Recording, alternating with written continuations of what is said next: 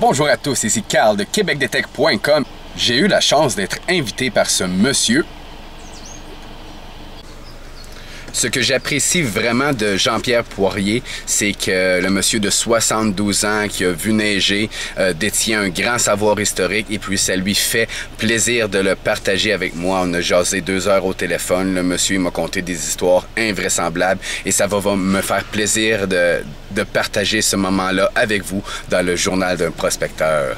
Ouh yeah! On a caché le potentiel parce que les gens au Québec, ils n'ont pas ils ont pas développé, si on veut, ce que les Anglo-Canadiens ont, c'est-à-dire de protéger le patrimoine. Ils n'en donnent pas de valeur à ça. Ils veulent se l'approprier puis ils veulent le monnayer.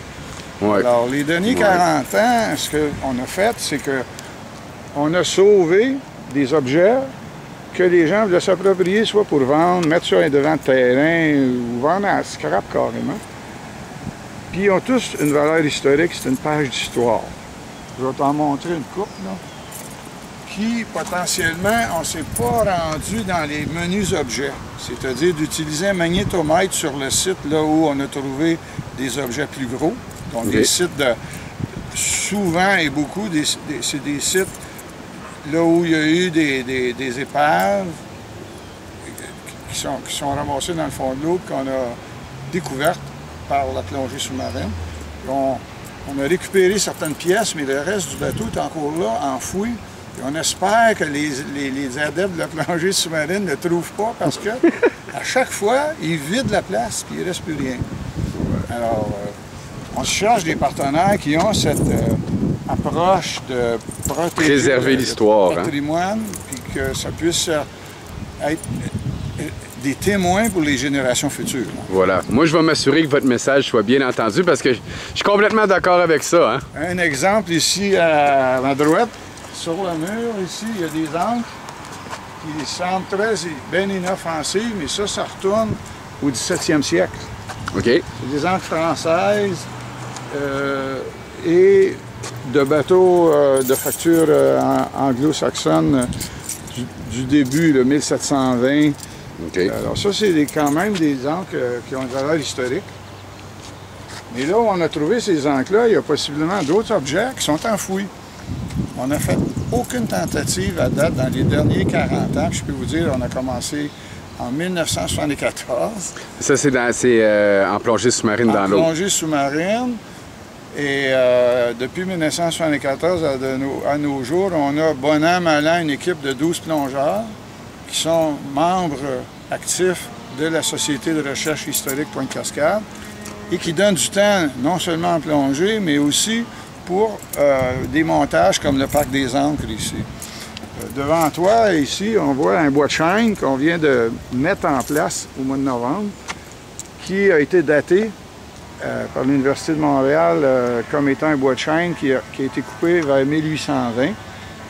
Ça provient de la région Okanagan, Toronto.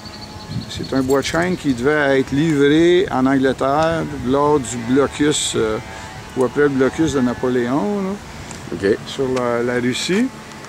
Alors on a préservé ce bois-là parce qu'il y a un gros marché pour ce bois-là. Ça vaut plusieurs milliers de dollars.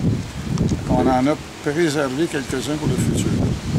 Il y a bien des gens qui vont arriver et vont dire « Pourquoi tu ne le vends pas? Tu peux faire 2-3 000 $ avec. » Non, il va demeurer ici. Moi, je suis d'accord. C'est la Cecilia L. Okay. Un épave qui a coulé en 1912? Oui, on peut voir là, par la plaque ici, si on se rapproche. Là.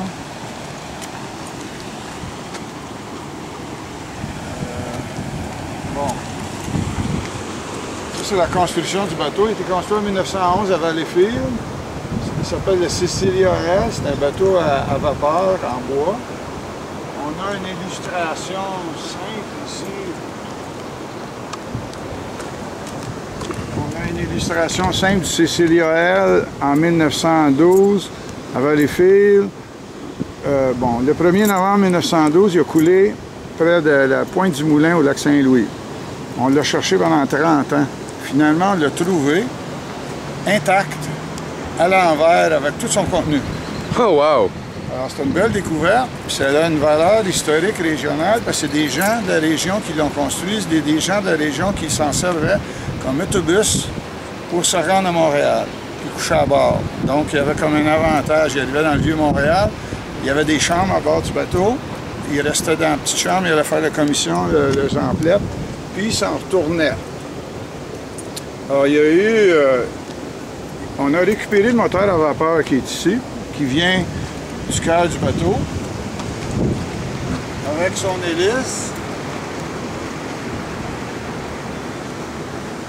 Puis une bonne partie du contenu du bateau a été laissée au fond. Mais trouver le bateau intact, rien n'a été emporté par les marées là, après toute cette recherche-là. Le bateau est encore là, mais il s'est fait déplacer par les glaces. Donc, il y a une partie du contenu du bateau qui est sur le fond, enlisé, si on veut, là, par les sédiments. Puis qu'on sait, à chaque fois qu'on creuse, on trouve des objets. Tout, on creuse dans le fond. Je crois qu'au magnétomètre, on pourrait peut-être arriver à repérer des objets qui ont quand même une valeur historique. C'est pas urgent que ça se ramasse dans un musée, mais ce qui serait malheureux, c'est que ça soit pillé pour le profit personnel de chacun des plongeurs. On a gardé l'endroit, on peut dire secret. Les gens demandent beaucoup, où est-il situé? Donne-moi ton point GPS. Je dis non, merci. Ça, c'est un exemple. C'est important de voir quelqu'un de motivé comme vous à la préservation. Ouais. Un autre exemple, on peut le prendre ici. Et ça, on peut aller le voir. On peut retourner sur le site et faire de la recherche au magnétomètre. Et certains vont retrouver beaucoup. Ouais. Ici, là, on voit là, par les années. OK?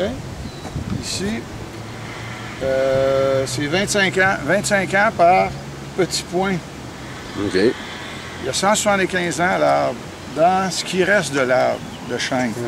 On calcule, il en manque quand même, que l'arbre devait avoir entre 225 et 250 ans d'âge lorsqu'il a été coupé. Puis sa première branche de ce chêne-là, c'était 46 pieds. C'est loin. C'est 14 mètres. Attends une minute, je le reprends. Oui, vas-y. Ça, c'est un gouvernail qui vient d'une épave qui est sur Saint-Laurent, qui est encore là, pas trop publicisé parce qu'il demeure encore des objets sur le fond. C'est un bateau qui s'appelait le Gratian. Il aurait coulé vers 1876. C'est un bateau à vapeur à roue à aube, assez gros. Il était bardé de fer, c'est-à-dire que l'extérieur du bateau, incluant le gouvernail, avait été recouvert de plaques de métal rivetées. C'est à peu près les mêmes types de rivets que ce que le pont Victoria a à Montréal. C'est à peu près dans la même période. Alors là encore, il y a un grand potentiel autour de cette épave-là de retrouver des pièces matérielles, menus objets du temps, 1876.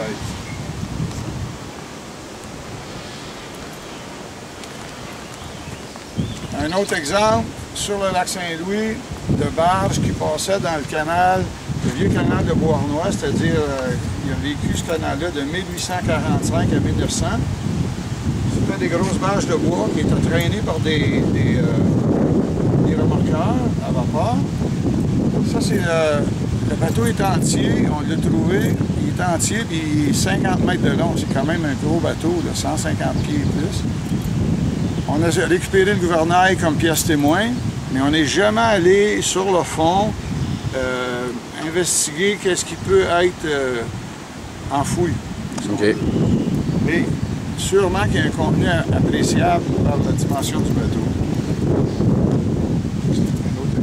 Ça, c'est une bouée conventionnelle? Ça, c'est une bouée des années 50, éclairée au gaz. Et si ma mémoire est bonne, je vais aller voir. Là. Une bouée éclairée au butane.